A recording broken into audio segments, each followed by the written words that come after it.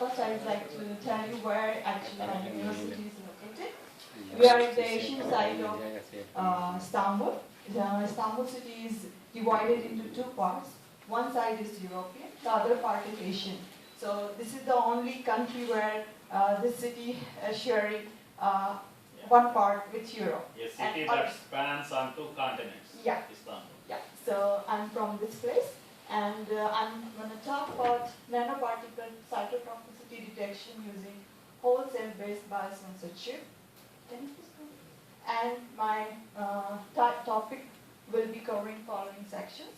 I would like to talk about background of my work, which contains some information about nanoparticles and why they are important, and how they can reduce the toxicity, and what are the causes to having those toxicity due to nanoparticles, and what are the impact of these nanoparticles on living cells, and how these nanoparticles interact and produces cellular effects in bacterial cells specifically.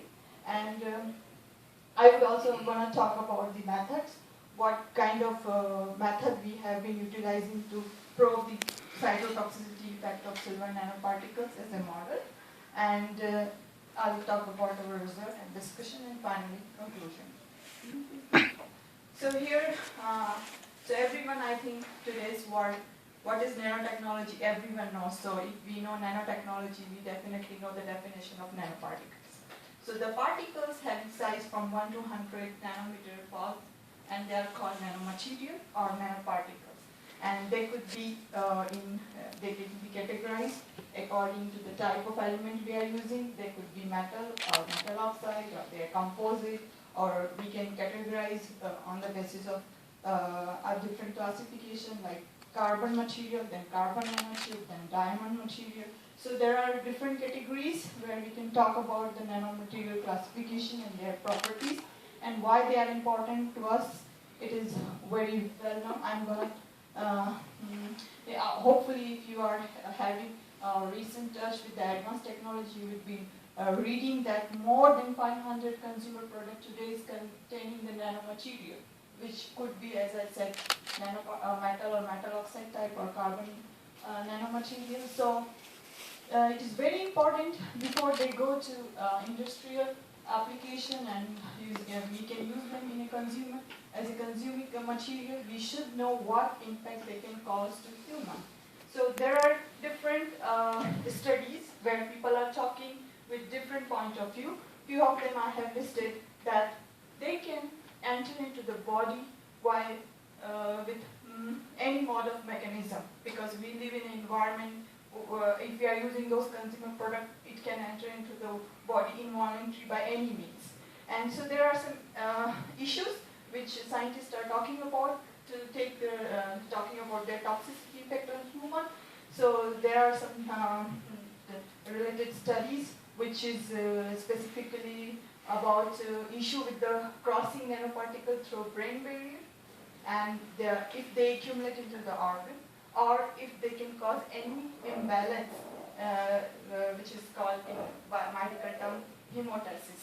So sometimes body get confused if, for example, the copper is generally consumed by body, but for example, copper and silver has same physical property. So if body is confused to understand whether it is a silver or it is a copper if it is entering into the body. So the body mechanism gets failed because of the confusion. So what kind of effect it can cause to human? So there are different kind of human health related questions to be answered before taking this kind of nanoparticle into consumer or our daily life. So here my work is related on the probing the cytotoxicity effect of these nanomaterials. So here we are working on the biosensors. These biosensors are chip-based biosensors. I would like to give one single line definition of biosensor. Biosensor is a device which converts biological signal into electronic signal. And there are different kind of biosensor which is based on what kind of principle they have been used to design.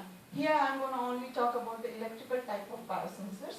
There could be optical type of biosensor, and there are different classifications which in today's date you will see if you know the recent advance related to this field. But I'm gonna just tell you because I'm working on electrical type of biosensors. So electrical type of biosensor has further classification. It could be of voltammetric type, amperometric, and impedance. So impedance metric type electrical biosensor again categorized into two categories, which is paradic and non-paradic.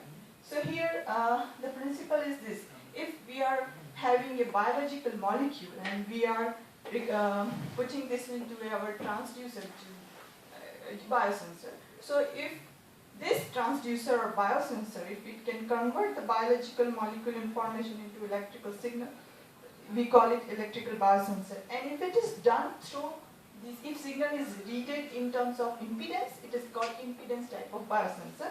So here, if I measure impedance in terms of reducing an oxidizing form of current while applying the voltage, then I will call it as a paradic type of biosensor.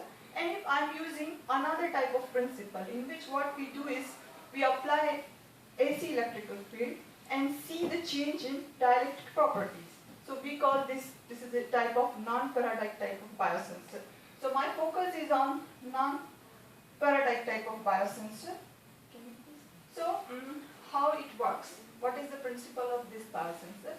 So as you know, all biological molecules contains proteins. Most of them. The one I'm going to talk, it contains protein. I'm not going to go to the detailed biological information of other molecules. I'm going to talk about the work which I am doing. So here we know that most of the biomolecule has proteins, and proteins contains positive and negative charges. So if any entity has positive and negative charges, it forms a dipole. If you know, the equal and opposite charges called electric dipole. So we consider that the protein has positive and negative charges on them, and they form electrical dipole. So what if this molecule interact with any other foreign material? So apparently the interaction of this biomolecule with another foreign material will change their electric dipole moment.